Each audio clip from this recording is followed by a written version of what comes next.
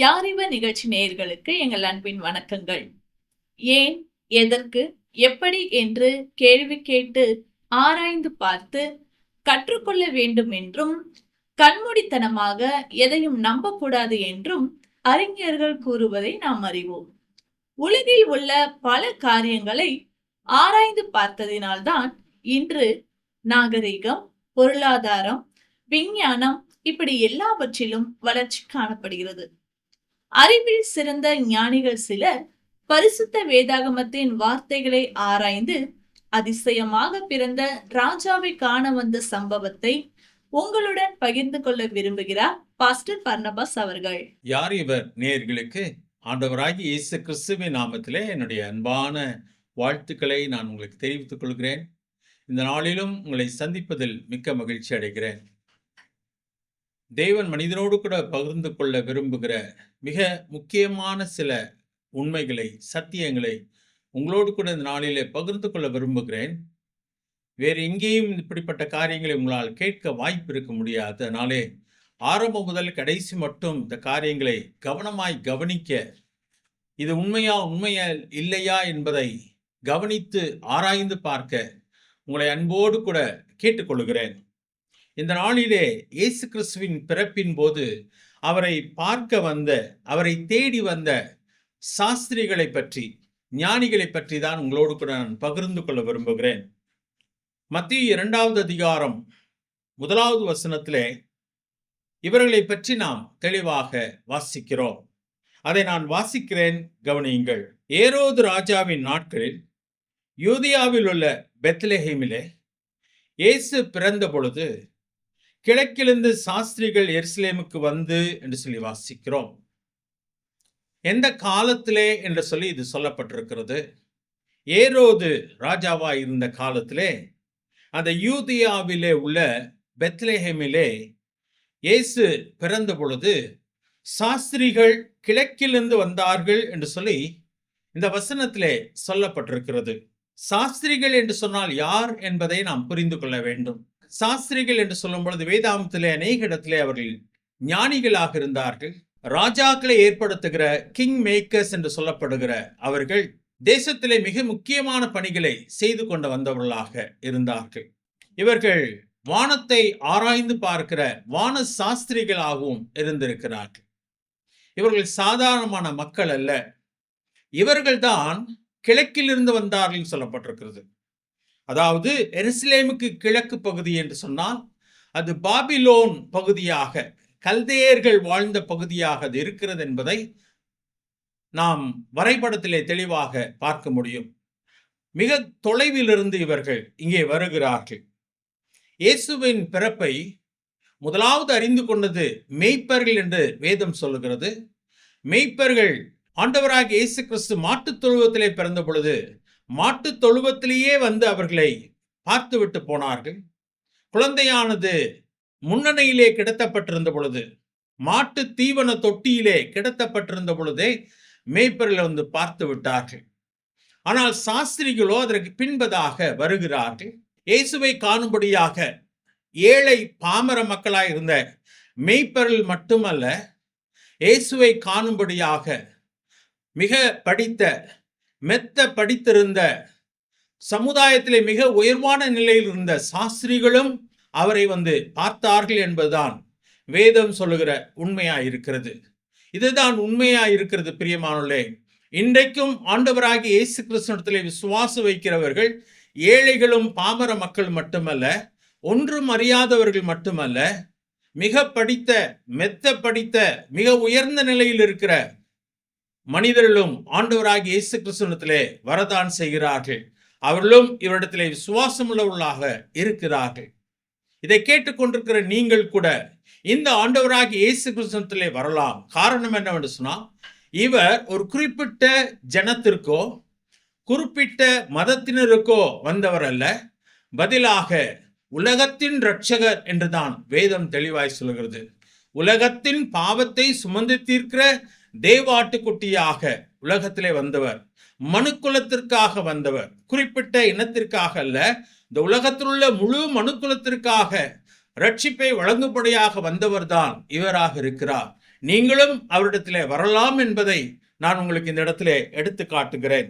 இந்த சாஸ்திரிகள் வெளிநாட்டை சேர்ந்தவர்கள், தூர தேசத்தை சேர்ந்தவர்கள். இவர்கள் எப்படி இயேசுவின் பிறப்பை அறிந்து கொண்டார்கள்? இயேசு பிறந்தார் என்பது இவர்களுக்கு எப்படி தெரியும்? அது மட்டுமல்ல, இயேசுவை யூதர்களுக்கு ராஜாவாய் பிறந்திருக்கிறார் என்றும் அறிந்தவர்களாக இவரை தேடி வந்தார்கள்.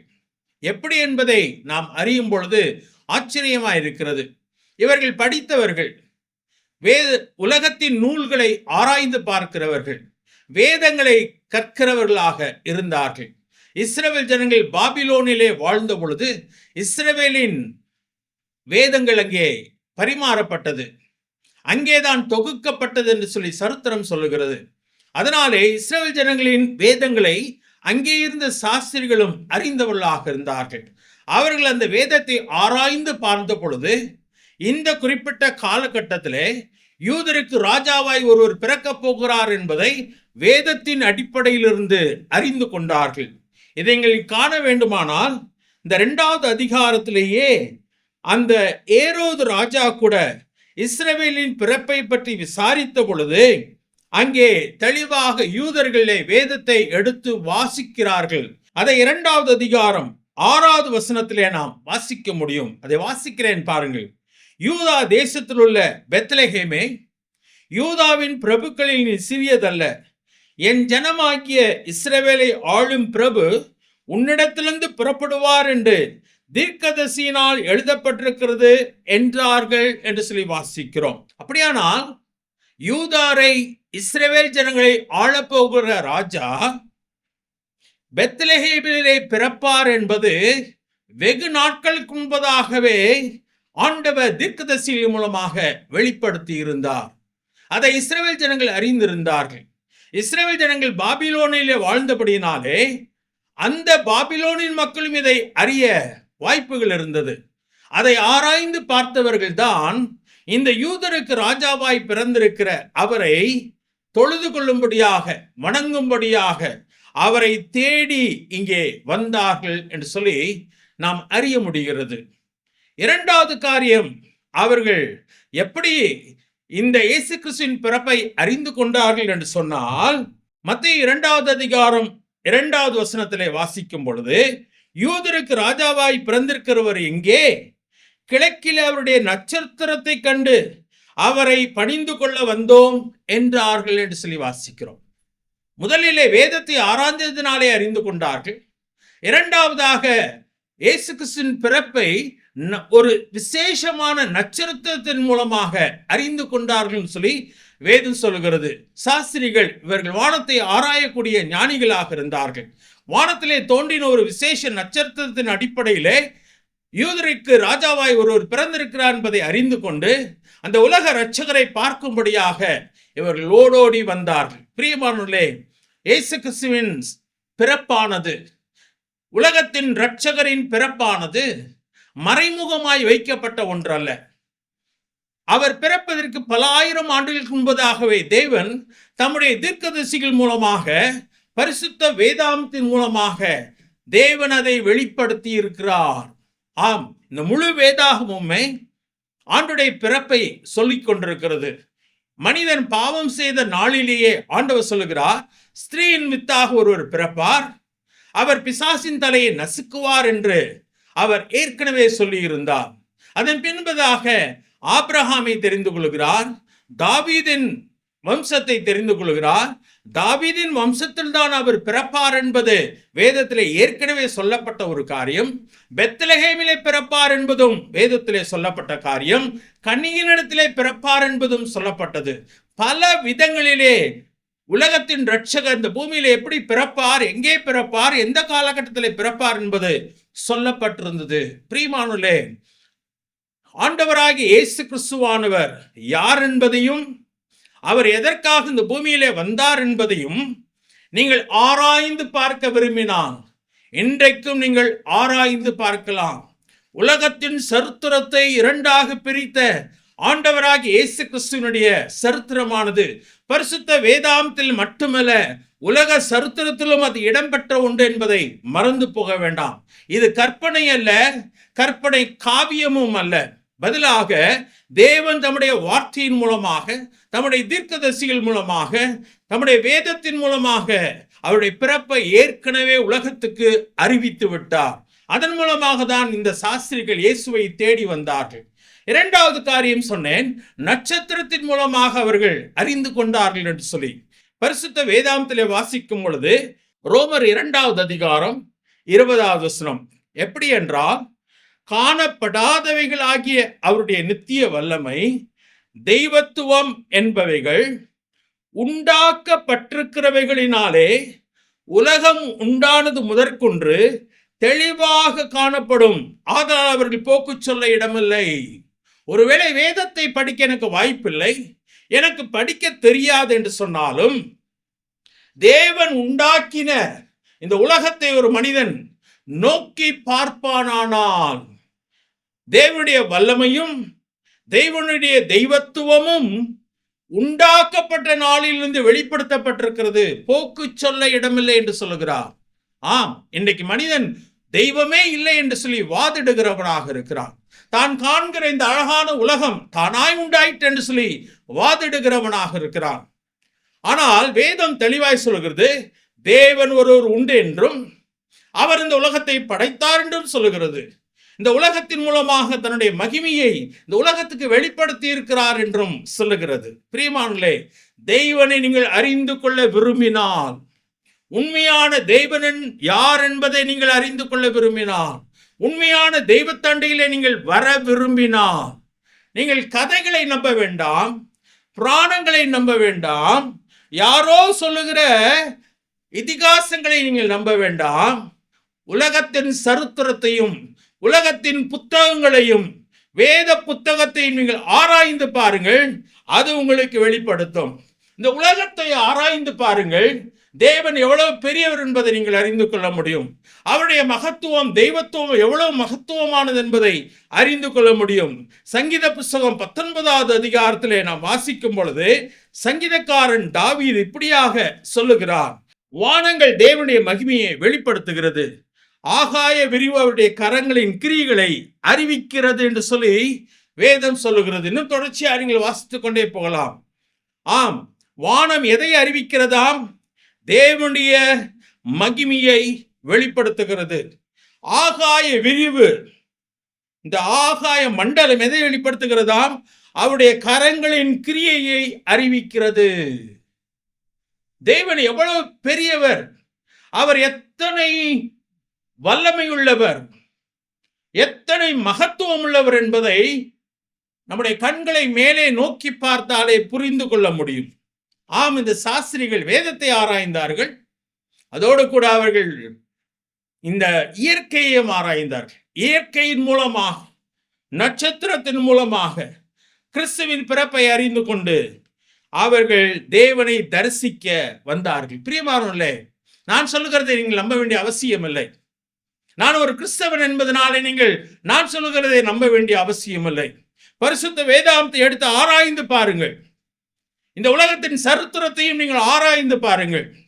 அதோடு கூட தேவன் உண்டாக்கியிருந்த உலகத்தை ஆராய்ந்து பாருங்கள். உங்களுக்கு அந்த திறமை இருக்குமானால் அதை செய்து பாருங்கள். உண்மையான தெய்வத்தை நீங்கள் அறிந்து கொள்ள முடியும். அதைதான் இந்த வேதாகம் சொல்லுகிறது. ஏழை பாமர மக்கள் தூதர் சொன்னதை கேட்டு நம்பி அவரை வந்து தரிசித்தார்கள். இந்த ஞானிகள், சாஸ்திரிகள் வேதத்தை ஆராய்ந்து பார்த்ததினாலும் வானத்தை ஆராய்ந்து பார்த்ததினாலும் இந்த இரட்சகரிடத்திலே ஓடி வந்தார்கள். இவர்கள் வந்தது மட்டுமல்ல, அவர்களை பணிந்து கொண்டார்கள். அதுக்கு முன்பதாக ஒரு வசனத்தை உங்களுக்கு வாசித்து காட்ட விரும்புகிறேன். ஏசாயா 34:16, கர்த்தருடைய புஸ்தகத்திலே தேடி வாசியுங்கள், இவைகளில் ஒன்றும் குறையாது, இவைகளில் ஒன்றும் ஜோடில்லாதிராது. அவருடைய வாய் இதை சொல்லிற்று, அவருடைய ஆவி அவைகளை சேர்க்கும் என்று சொல்கிறார். நீங்கள் தேடி வாசித்து பாருங்கள். அதான் இங்கே வேதம் சொல்கிறது. கர்த்தருடைய புத்தகத்திலே தேடி வாசியுங்கள், அவைகளில் ஒன்றும் குறையாது. உங்களுக்கு வேண்டியதெல்லாம் இந்த புத்தகத்தில் இருக்கிறது. நீங்கள் கேட்கிற கேள்விகளுக்கு இந்த புத்தகத்திலே பதில் உண்டு. அநேக காரியங்கள் இந்த புஸ்தகம் சொல்லுகிறது. அதுவும் அது ஒன்றிலும் ஜோடில்லாதிராதுன்னு சொல்லப்பட்டிருக்கிறது. ஒரு இடத்துல இல்ல, பல இடத்திலே சொல்லப்பட்டிருக்கிறது ஒரு காரியத்தை பற்றி. ஆண்டவருடைய பிறப்பு ரகசியமாய் நடந்த ஒரு காரியம் அல்ல, மனிதன் அறியாமல் போனான். ஆனால் வேதம் ஆரம்பத்திலிருந்து அதை பற்றி பேசிக்கொண்டே வருகிறது. இன்றைக்கும் நீங்கள் ஆராய்ந்து பார்ப்பீர்களானால் நீங்கள் அறிந்து கொள்ள முடியும். இந்த சாஸ்திரிகள் வந்தவர்கள் ஏரோது ராஜாவினிடத்திலே எருசலேமில் இந்த அரண்மனைக்கு போய்விட்டார்கள். ஏன் என்று சொன்னால் ராஜாவை தேடி வந்தார்கள் அல்லவா. ராஜா அரண்மனையில் தானே இருப்பார். அதனாலே ராஜாவை காணும்படியாக அரண்மனைக்கு போய்விட்டார்கள். அந்த அரண்மனைக்கு போய் அப்பொழுது இருந்த ஏரோது ராஜாவினிடத்திலே போய் யூதருக்கு ராஜாவாய் பிறந்திருக்கிறவர் எங்கே என்று கேட்ட பொழுது ஏரோது பதறி விட்டான். தனக்கு போட்டியாக ஒரு ராஜாவா என்று சொல்லி பதறி அவன் விசாரித்து பார்க்கும் பொழுது ஆம், ஒருவர் பிறக்க போகிறார், பெத்லெஹேமிலே பிறக்க போகிறார் என்பதை வேதத்திலே வாசித்து அறிந்து கொண்ட பொழுது மெதுவாக இந்த சாஸ்திரிகள், நீங்கள் போய் அந்த குழந்தையை பார்த்து வணங்கிவிட்டு வாருங்கள், நானும் வணங்க வேண்டும் என்று சொல்லி தந்திரமாக பேசி அனுப்பினான். இந்த சாஸ்திரிகள் அங்கே குழந்தை இல்லாததினாலே மறுபடியுமாக அந்த குழந்தையை தேடி நடக்க ஆரம்பித்த பொழுது ஆரம்பத்திலே பார்த்த நட்சத்திரம் மறுபடியுமாய் அவர்களுக்கு தோன்றிற்று என்று சொல்லி அழகாக வேதம் சொல்லுகிறது. அவர்கள் மறுபடியும் வானத்தை அண்ணாந்து பார்த்த பொழுது அதே நட்சத்திரத்தை பார்த்தார்கள். அதே நட்சத்திரம் அவர்களை வழி நடத்தினது. அவர்கள் போய் சேர வேண்டிய இடம் மட்டும் அது அவர்களுக்கு ஒளியை வீசின பொழுது அவர்கள் அந்த இடத்திற்கு போய் சேர்ந்தார்கள் சொல்லி 9வது வசனத்திலே வாசிக்கிறோம். 10வது வசனத்திலே வாசிக்கும் பொழுது மத்தேயு 2:10 அவர்கள் அந்த நட்சத்திரத்தை கண்டபோது ஆனந்த சந்தோஷம் அடைந்தார்கள் என்று சொல்லி வாசிக்கும். மிகுந்த சந்தோஷம். என்னன்னு சொன்னா ஏற்கனவே பார்த்த நட்சத்திரம் மறுபடியுமாய் தோன்றி அவர்களை வழிநடத்தினபடினாலே மகிழ்ச்சி அடைந்தார்கள். அவர்கள் போகிறார்கள். அவர்கள் அந்த வீட்டுக்குள் பிரவேசித்து பிள்ளையும் அதன் தாயாகிய மரியாளையும் கண்டு சாஷ்டாங்கமாய் விழுந்து அதை பணிந்து கொண்டு தங்கள் பொக்கிஷங்களை திறந்து பொன்னையும் தூபவர்க்கத்தையும் வெள்ளைப்போளத்தையும் அதற்கு காணிக்கையாக வைத்தார்கள் சொல்லி வாசி. மேய்ப்பர்கள் மாட்டு தொழுவத்திலே போய் பார்த்தார்கள். ஆனால் இவர்கள் வந்த பொழுதோ இயேசு அங்கே ஒரு வீட்டிலே இருந்தார். அவன் தாயும் தகப்பனும் அந்த குழந்தையை ஒரு வீட்டிலே வைத்திருந்தார்கள். அங்கே அவர்கள் ஒரு வீட்டுக்கு தான் போனார்கள், அரண்மனையில் அல்ல. அதோடு கூட பிறந்த குழந்தை சாதாரணமான பெற்றோருக்கு பிறந்தது போல இருந்தது. யோசேப்பு மரியாளும் தான் அங்கே அந்த குழந்தையை பராமரித்துக் கொண்டிருந்தார்கள். ஆனால் இந்த குழந்தையை அவர்கள் அடையாளம் கண்டதினாலே அந்த குழந்தையை சாஷ்டாங்கமாய் விழுந்து பணிந்து அதற்கு செலுத்த வேண்டிய காணிக்கைகளை செலுத்தினார்கள் சொல்லி வேதம் சொல்லுகிறது. ஒருவேளை இயேசுவை பார்க்கும் பொழுது நமக்கு சாதாரணமாக தெரியலாம், ஆனால் அவர் சாதாரணமானவர் அல்ல. ஏழைகள் அநேகர் இயேசுவை பின்பற்றலாம், ஆனால் அவர் ஏழை அல்ல. உன்னதமான தேவன், வானத்தையும் பூமியும் உண்டாக்கினவர், தாவீதின் ராஜ பரம்பரையிலே பிறந்தவர். ஆனால் ஏழைகளை தேடி வந்ததினாலே, இந்த உலகத்தின் பாவத்திலே அழிந்து கொண்டிருக்கிற மக்களை தேடி வந்தபடியினாலே ஒரு ஏழையாக அவர் இந்த பூமியிலே பிறந்தார். மாட்டு தொழுவத்திலே அவர் பிறந்தார். இதனால்தான் அநேகராலே அவரை அடையாளம் காண முடியவில்லை. தெய்வம் என்று சொன்னால் அப்படியே பெரிய அளவிலே பிரமாண்டமாக இருக்க வேண்டும், கவர்ச்சியாக இருக்க வேண்டும், கம்பீரமாக இருக்க வேண்டும் என்று சொல்லி நினைக்கிறார்கள். இயேசுவோ சாதாரணமான மனிதனை போல் இந்த பூமியில் அவதரித்தார். ஏழ்மையின் கோலம் எடுத்தார், அடிமையின் ரூபம் எடுத்தார் என்றுதான் வேதம் சொல்லுகிறது.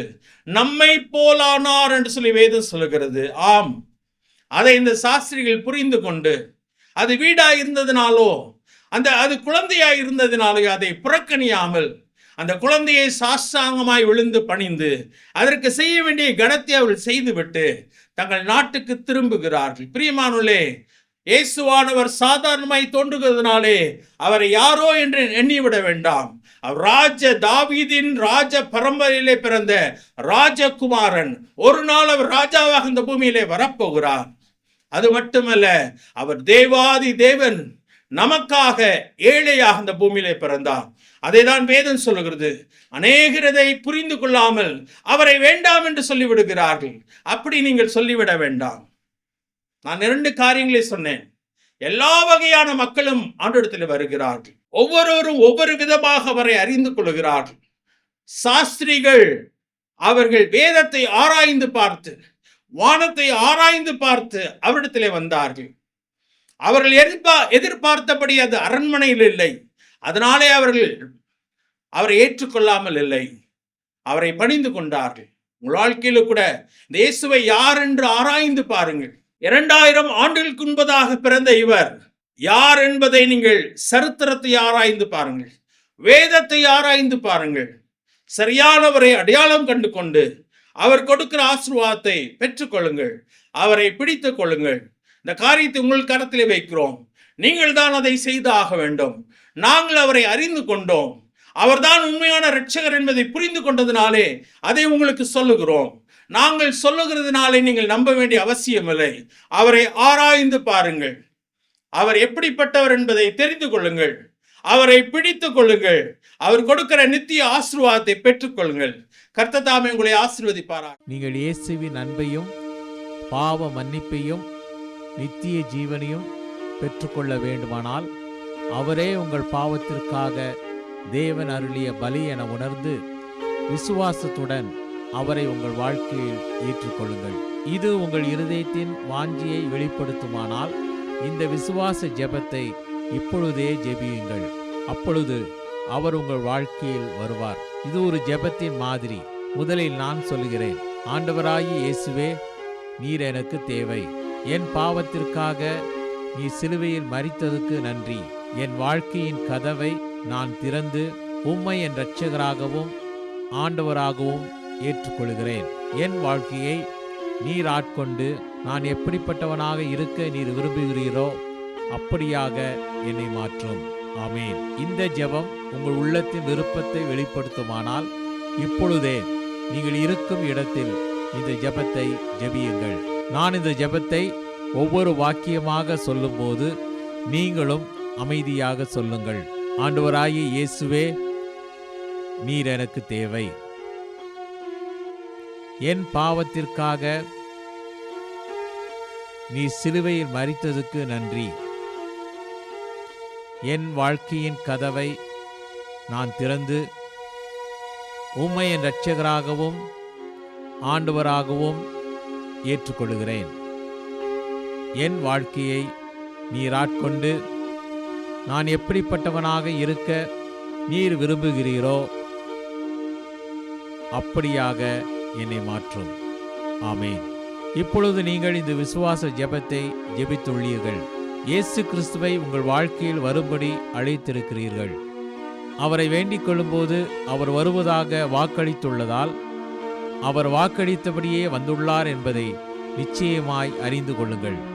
மேலும் உங்கள் பாவங்கள் மன்னிக்கப்பட்டது என்றும் நீங்கள் தேவனுடைய பிள்ளையாகி நித்திய ஜீவனை பெற்றுக்கொண்டீர்கள் எனவும் உறுதி கொள்ளுங்கள். இயேசு வாக்களித்த பரிபூரண வாழ்வை நீங்கள் அனுபவிக்க விரும்பினால் தினமும் வேதம் வாசித்து ஜெபிப்பதன் மூலம் அவரோடு தொடர்பு கொள்ளுங்கள். அப்பொழுது உங்கள் வாழ்க்கைக்காக அவர் வைத்துள்ள அற்புதமான திட்டத்தை அறிந்து கொள்ள முடியும். இயேசுவை நேசித்து அவரை பின்பற்றுகிறவரிடம் தொடர்பு கொள்ளுங்கள். இறுதியாக அவருடைய அற்புதமான வாக்குத்தத்தங்களை எப்பொழுதும் நினைவு கூறுங்கள். நான் உன்னை விட்டு விலகுவதுமில்லை, கைவிடுவதுமில்லை. இதோ உலகத்தின் முடிவு பரியந்தம் சகல நாட்களிலும் நான் உங்களுடனே கூட இருக்கிறேன். ஜெபிப்போம். எங்களை நேசிக்கிற நல்ல ஆண்டவரே, சாஸ்திரிகள் உம்மை தேடி வந்தார்கள். வேதத்தை ஆராய்ந்ததினாலே, வானத்தை ஆராய்ந்ததினாலே ஆண்டவரே உம்மிடத்தில் வந்தார்கள். நீர் குழந்தையாய் இருந்தாலும், ஒரு வீட்டிலே நீர் காணப்பட்டாலும் உம்மை அடையாளம் கண்டு உம்மை பணிந்து கொண்டார்கள். உம்மை அடையாளம் கண்டு கொள்ள ஒவ்வொருவருக்கும் உதவி தாரும். உம்முடைய நாமத்தை மகிமைப்படுத்தும். ஆசீர்வதியும். இயேசு கிறிஸ்துவின் நாமத்தில் கேட்கும் நல்ல பிதாவே, ஆமென்.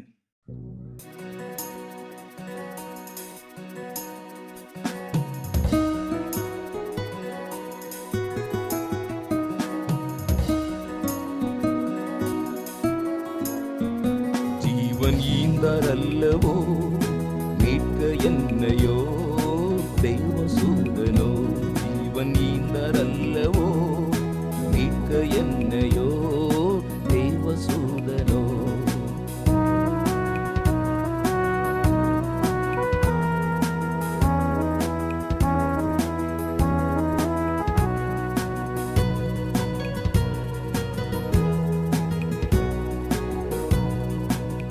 ஆச்சரியமே கேளும் தோழரே, தேவதேவனே தியாகமானாரே, தேவதேவனே தியாகமானாரே.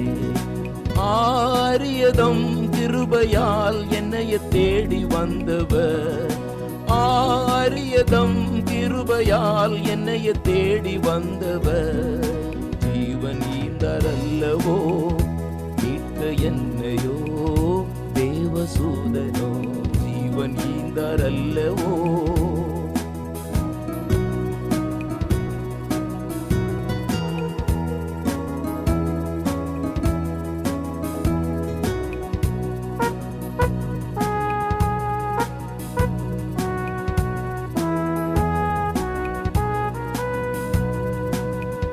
கல்வாரியிலே இக்காட்சி பாருமே, கர்த்தரேசுவே தொங்குறாரிதோ, கர்த்தரேசுவே தொங்குறாரிதோ.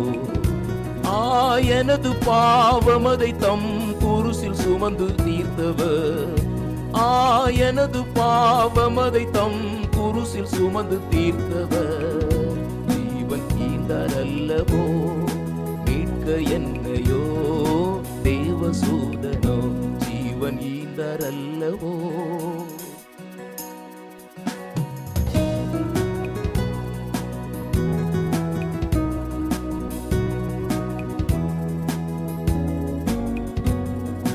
தேகமுற்றுமே காயமுற்றவர், தீர்க்கவே கொடும் நோயை முற்றுமே, தீர்க்கவே கொடும் நோயை முற்றுமே. சாப முதலான பெரும் பாதைகளை தாமே தொலைத்தவர், சாப முதலான பெரும் பாதைகளை தாமே தொலைத்தவர். ஜீவன் ஈந்தாரல்லவோ மீட்க என்னையோ தேவசூதனோ, ஜீவன் ஈந்தாரல்லவோ.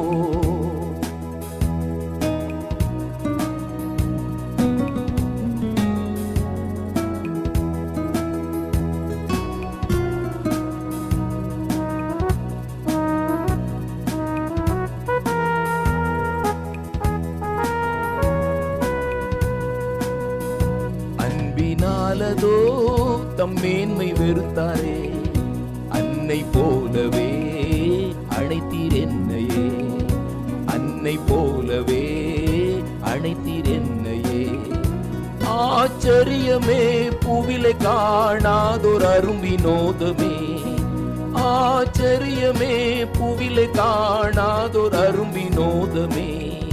ஜீவன் ஈந்தாரல்லவோ மீட்க என்னையோ தேவசூதனோ, ஜீவன் ஈந்தாரல்லவோ. நேயர்களே, உலகமும் உலகில் உள்ள அனைத்தும் தெய்வம் ஒருவர் இருக்கிறார் என்பதை வெளிப்படுத்துகிறது என்றும், உலக சரித்திரத்தையும் பரிசுத்த வேதாகமத்தையும் நீங்கள் ஆராய்ந்து பார்த்தால் உண்மை தெய்வமான இயேசு கிறிஸ்துவை பற்றி நீங்கள் அறிந்து கொள்ள முடியும் என்றும் கேட்டீர்கள். இந்த தெய்வமாகிய இயேசு கிறிஸ்துவே மனிதனாக வந்தார். உங்களுடைய பாவத்திற்கான தண்டனையை தாமே சுமந்து சிலுவையில் ரத்தம் சிந்தி தம் ஜீவனை கொடுத்தார். மரித்து அடக்கம் பண்ணப்பட்டு 3ஆம் நாள் உயிரோடு எழுந்து இன்றும் ஜீவிக்கின்றார். நீங்களும் அவரை பணிந்து கொண்டு அவருடைய பிள்ளையாக மாற விரும்புகிறீர்களா? அப்படியானால் இயேசு கிறிஸ்துவின் மேல் நம்பிக்கை வைத்து உங்கள் தவறுகளை அவரிடம் அறிக்கையிட்டு அவரையே உங்கள் சொந்த தெய்வமாக ஏற்றுக்கொள்ளும் போது நீங்கள் அவருடைய பிள்ளையாக மாறுவீர்கள். ஆராய்ந்து பார்த்து உண்மை தெய்வத்தை பின்பற்றுங்கள். பரிசுத்த வேதாகமத்தை குறித்த உங்கள் சந்தேகங்களுக்கு விடையளிக்க ஆவலாய் இருக்கிறோம். எங்கள் முகவரி: ஒளியும் வாழ்வும் இயக்கம், C26, ஜெய்நகர், திருவெரும்பூர், திருச்சிராப்பள்ளி 620013. அலைபேசி எண் 7598137441 மற்றும் 9487007441. Email ID tv@lala.org.in. நேயர்களே, இந்த நிகழ்ச்சியில் சொல்லப்பட்ட வார்த்தைகளை ஆராய்ந்து பார்த்து உண்மையான உலகை படைத்த ராஜாவை உங்கள் உள்ளத்தில் ஏற்றுக்கொண்டு சந்தோஷமாக வாழ எங்கள் வாழ்த்துக்கள். இந்த நிகழ்ச்சி உங்களுக்கு பயனுள்ளதாக இருந்தால் மற்றவர்களுக்கும் பகிருங்கள். ஒளியும் வாழ்வும் இயக்கத்தின் சார்பாக உங்களுக்கு எங்கள் வாழ்த்துக்கள். நன்றி, வணக்கம்.